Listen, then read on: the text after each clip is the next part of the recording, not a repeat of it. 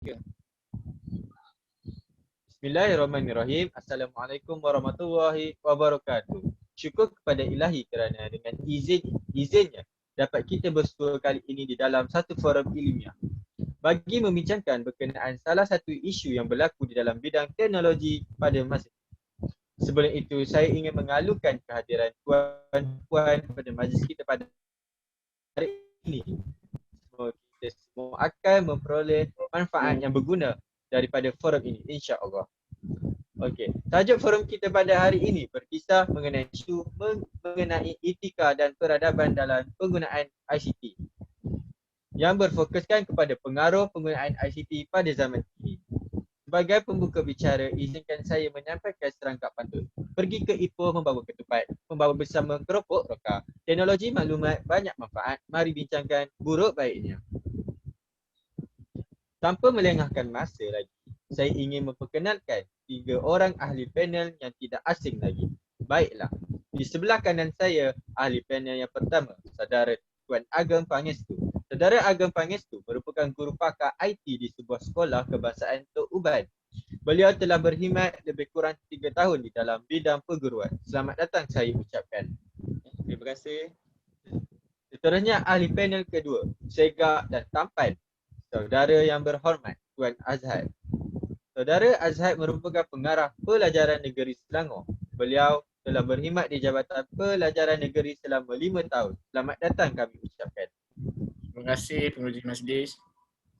Dan di hujung sana, orang lama dalam bidang pendidikan. Guru veteran yang telah berkhidmat selama 20 tahun di dalam bidang pendidikan. Selamat datang kami ucapkan kepada saudara Tuan Haji Izzat. Okey. Baiklah, sebelum kita pergi dengan lebih jauh, izinkan saya menerangkan terlebih dahulu berkaitan tajuk forum kita pada hari ini. Seperti yang kita semua tahu, kita telah memasuki era globalisasi moden di mana teknologi maklumat dan komunikasi telah pun berkembang dengan sangat pesat. Semua maklumat boleh dapat hanya di hujung jari, merupakan fakta yang sangat popular bagi menggambarkan situasi. Kemajuan teknologi maklumat ini juga turut mempengaruhi masyarakat maupun anak-anak remaja sekarang. Jadi pada hari ini kita akan membincangkan sejauh manakah pengaruh kemajuan teknologi maklumat dan komunikasi terhadap masyarakat dan apakah kesan kepada masyarakat di negara kita. Jadi, sebagai pembuka forum kita pada kali ini, saya ingin bertanyakan soalan kepada guru pakar IT kita, Saudara Ageng Pangestu. Baik Tuan, apakah sebenarnya yang dimasukkan dengan teknologi maklumat dan komunikasi ini? Dipersilakan. Okey, terima kasih atas persoalan yang dilontarkan kepada saya sebentar tadi. Teknologi maklumat atau IT dan teknologi maklumat komunikasi atau lebih dikenali sebagai ICT merupakan teknologi yang diperlukan untuk pemprosesan data. Ruang lingkup tajuknya sangat luas berkenaan segala aspek dalam pengurusan dan pemprosesan maklumat. Secara tepat dan mudah penggunaan komputer dan perisian untuk mengubah, menyimpan, melindungi, memproses, memindah, melihat, mendapatkan maklumat tanpa mengira tempat dan waktu. Okey, terima kasih. Kita kembali kepada ahli panel. Kita kembali kepada pengurusi majlis. Terima kasih kepada Tuan Ageng atas perkongsian mengenai definisi yang sangat padat dan tepat mengenai ICT itu tadi. Hadirin sekalian, sememangnya kita akui penggunaan alat-alat teknologi maklumat dan penggunaan internet banyak membantu dalam kehidupan seharian kita. Malahan, penggunaannya sudah dianggap sebagai satu keperluan bagi setengah pihak, terutamanya masyarakat. Persoalannya, saya kepada panel pertama kita, Tuan Haji. Apakah kesan positif yang akan berlaku sekiranya masyarakat maupun anak muda zaman kini terhadap pengaruh etika dan peradaban penggunaan ICT dalam kehidupan seharian mereka? Dipersilakan Tuan. Terima kasih kepada pengurusi majlis atas peluang yang diberikan untuk memberikan pendapat. Okey, kebaikan penggunaan ICT. Penggunaan ICT dapat meningkatkan kecekapan dan keberkesanan proses pengajaran dan pembelajaran. Guru boleh mendapatkan maklumat dengan lebih cepat melalui internet serta menyampaikan kepada pelajar dengan lebih berkesan. Proses pengajaran dan pembelajaran lebih menarik apabila guru menggunakan ICT sebagai alat bantu mengajar seperti penggunaan PowerPoint, Flash dan video. Melalui cara ini, proses pengajaran dan pembelajaran dapat dijalankan dengan lebih mudah, ringkas dan padat kerana belajar akan didedahkan dengan gambaran dan persembahan menarik serta mudah untuk difahami. Justeru itu, pelajar tidak akan mudah merasa jemu dan bosan dalam menjalani proses pengajaran dan pembelajaran kerana tertarik dengan gaya persembahan yang ditunjukkan melalui ICT. Seterusnya, guru juga dapat mempelbagaikan pengajaran dengan menggunakan ICT serta memperoleh maklumat dengan cepat dan berkesan. Kemahiran menggunakan internet membolehkan guru dan pelajar mendapatkan maklumat dan pengetahuan yang terkini dengan lebih cepat serta efisien tanpa perlu menunggu masa yang lama. Seterusnya dapat digunakan dalam aktiviti pembelajaran.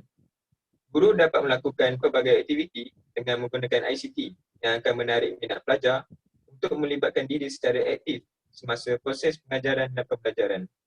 Pelibatan aktif daripada pelajar akan mewujudkan suasana yang menyeronokkan dan pelajar akan berminat untuk belajar. Okey, yang hadir sekali, melalui penggunaan ICT dalam proses pengajaran dan pembelajaran, pelajar akan didedahkan dengan pelbagai alatan dan bahan mengenai ICT seperti komputer, LCD, CD, pendrive, hardware, software, internet dan sebagainya. Proses pengajaran yang melibatkan ICT serta tidak langsung akan melibatkan guru dan pelajar menggunakan ICT. Oleh itu, pengajaran dan pembelajaran akan meningkatkan kemahiran guru dan pelajar dalam penggunaan teknologi. Okey, itu sahaja daripada saya. Sekian, terima kasih. Kita kembali kepada pengerusi majlis. Terima kasih kepada panel pertama kita. Berdasarkan penerangan tadi, dapat kita lihat di sini bahawa penggunaan teknologi dan komunikasi dapat memberikan pengaruh baik dan kuat terhadap masyarakat, terutamanya kepada anak-anak muda di negara kita. Tanpa melengahkan masa, kita akan pergi kepada panel kedua kita untuk menerangkan mengenai pengaruh-pengaruh buruk kepada anak-anak muda maupun masyarakat. Sebelum itu saya akan menerangkan sedikit apa yang akan diterangkan oleh panel kedua kita. Zaman sekarang kita telah terdedah dengan dunia luar menerusi kemudahan ICT. Sebagai contoh, internet. Ia berkemungkinan boleh menjadikan kebaikan dan juga keburukan pada seseorang individu. Oleh itu saya akan tujukan soalan ini kepada panel kedua kita, iaitu Tuan Ageng. Soalannya, apakah pandangan Tuan Ageng tentang sekiranya seorang individu tersebut tidak menjaga etika semasa menggunakan internet? Dipersilakan. Okey, terima kasih kepada pengerusi majlis. Saya amat gemar untuk membincangkan tentang hal ini jika seseorang tidak menjaga etika semasa penggunaan internet, kerana kebanyakan perkara yang negatif puncanya dari IT yang tiada sempadan ini. Perkara ini sering terjadi kepada anak muda zaman sekarang yang mudah terpedaya dengan budaya luar sehingga mereka mengagung-agungkan budaya luar. Masyarakat kita pada masa kini lebih cenderung untuk meniru atau mengikut perkara yang negatif daripada yang positif, dan lebih membimbangkan lagi perkara yang negatif ini terlalu pantas menurun. Pengaruh budaya ini akan menjadi corak dalam kehidupan seharian mereka. Antara isu-isu yang sering mempengaruhi anak muda adalah dari segi cara percakapan. Pada masa kini, banyak bahasa barat telah bercampur dengan bahasa kita. Contoh yang sering saya dengar ialah malam ni kita pergi dinner jom. Ini yang membuktikan betapa pengaruh barat terhadap kita amat terkesan sekali. Bahasa Melayu kita sekarang telah dicampur dengan bahasa dari barat menjadi satu cara percakapan yang baru. Sebenarnya ini bukanlah merupakan sesuatu yang buruk kerana bahasa barat lebih sering digunakan. Namun cara percakapan yang kasar turut dicampurkan sekali. Mereka menganggap bahasa barat yang kasar tersebut dapat membesarkan maruah diri sendiri. Selain itu, cara pemakaian. Masyarakat lebih gemar meniru fashion barat. Sebagai contoh, memakai pakaian yang terdedah atau tidak menutup aurat yang boleh menimbulkan pelbagai perspeksi dalam kalangan masyarakat. Fashion barat sememangnya mempamerkan imej yang tidak senonoh dan seksi. Salah satu punca seorang meniru fashion barat ialah mereka mengamalkan gaya hidup moden. Seperti biasanya kita akan jumpa orang-orang sebegini di bandar bagi setengah golongan masyarakat. Mereka lebih suka mengikut fashion terkini seiring dengan permodernan dan globalisasi. Bagi mereka, siapa yang pakai baju tradisional dianggap lapuk dan dah ditelan zaman. Selain itu, pengaruh makanan dan minuman barat sekiranya semakin berluasa di masyarakat kita. Mereka sememangnya ia menjadi masyarakat seolah-olah lupa makanan dan minuman yang menjadi identiti kepribadian bangsa. Walaupun makanan dan minuman tidak bercanggah dengan agama, tetapi secara tidak langsung telah berjaya mengikis jati diri remaja. Walaupun ia merupakan isu kecil, tapi dominasi makanan segera telah diamalkan di kalangan golongan masyarakat remaja.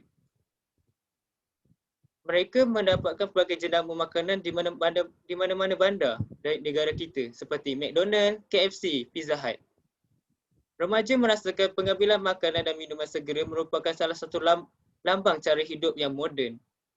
Tapi tidak sebenarnya, kerana makanan ringan amat berbahaya, akan disebabkan menyumbang kepada statistik obesiti di negara kita.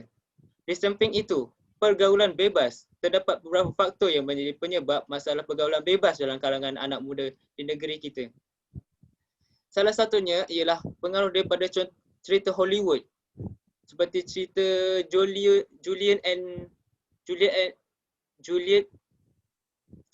gitulah, dan Titanic. Dia mengaksikan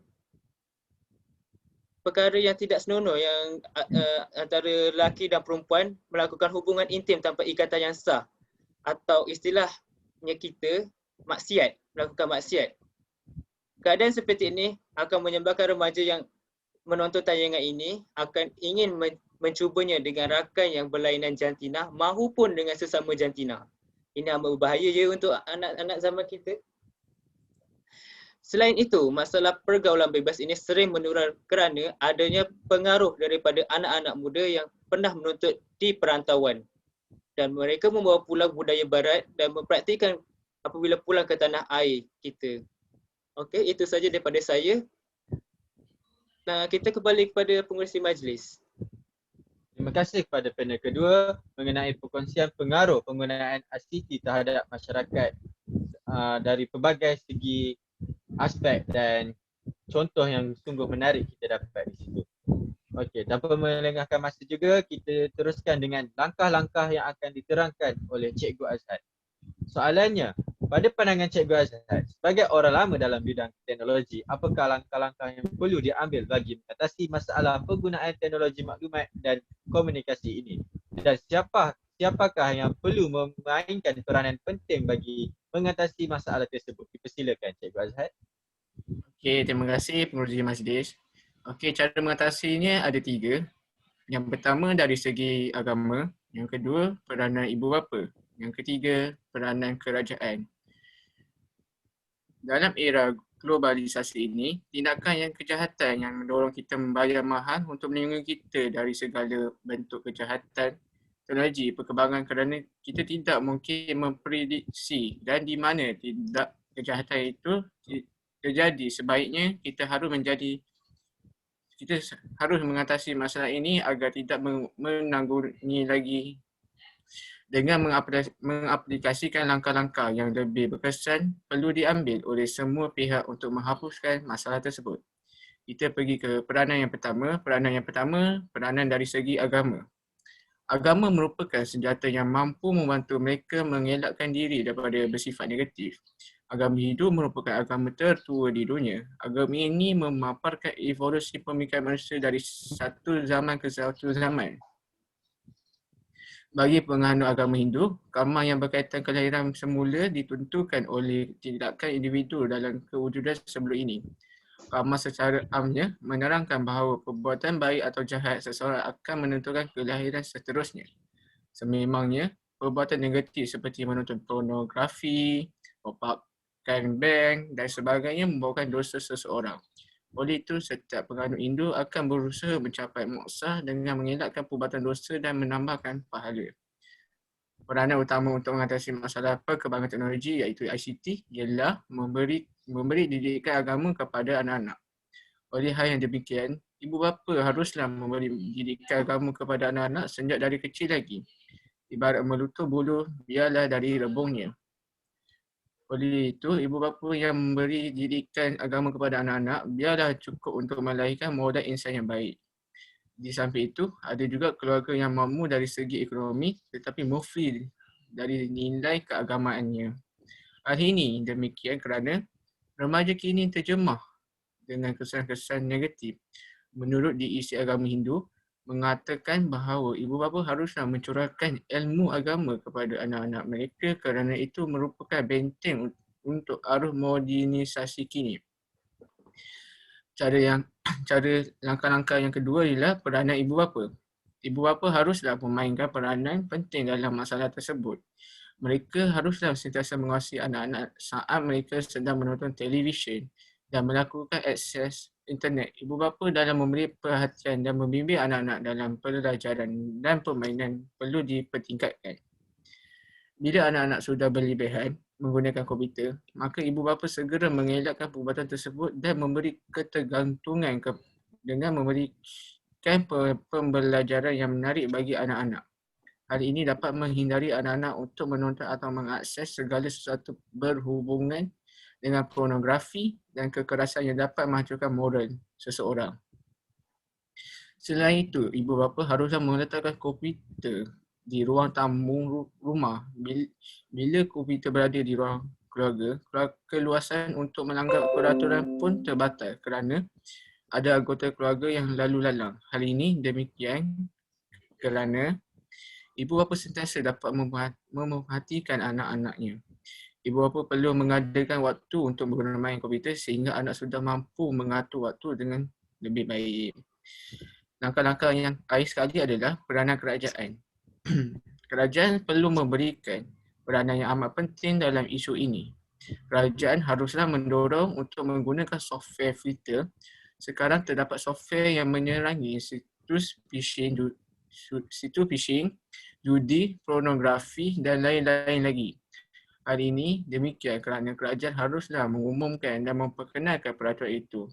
Harus menggunakan software filter di sekolah, cyber cafe dan tempat-tempat menghasilkan internet. Selain itu, pegawai kerajaan haruslah memberikan kerjasama sepenuhnya untuk membenteras masalah ini. Mereka mengawasi dan meronda kawasan bank untuk mengelakkan hacker. Boleh menghindari virus pada ATM, mesin di bank dan mengelakkan untuk mencuri sejuta-juta duit dari bank. Dalam hal ini, kerajaan haruslah memberi latihan dan khusus-khusus yang sewajarnya pada masa ke masa untuk menambahbaikkan kualiti pegawai kerajaan dan pihak kerajaan boleh cuba kuasakan undang-undang negara tersebut seperti memberi hukuman rotan, memberi hukuman penjara seumur hidup, hukuman denda yang banyak dan memberikan hukuman gantung sampai mati kepada mereka yang merompak. Ini akan menjadi pengajaran kepada orang lain. Itu saja langkah-langkah cara mengatasi penggunaan teknologi kini. Sekian, terima kasih. Terima kasih diucapkan kepada Cikgu Azhad atas penjelasannya sebentar tadi. Soalan terakhir saya pada hari ini dan saya ingin mendengar dari ketiga-tiga panel kita pada hari ini.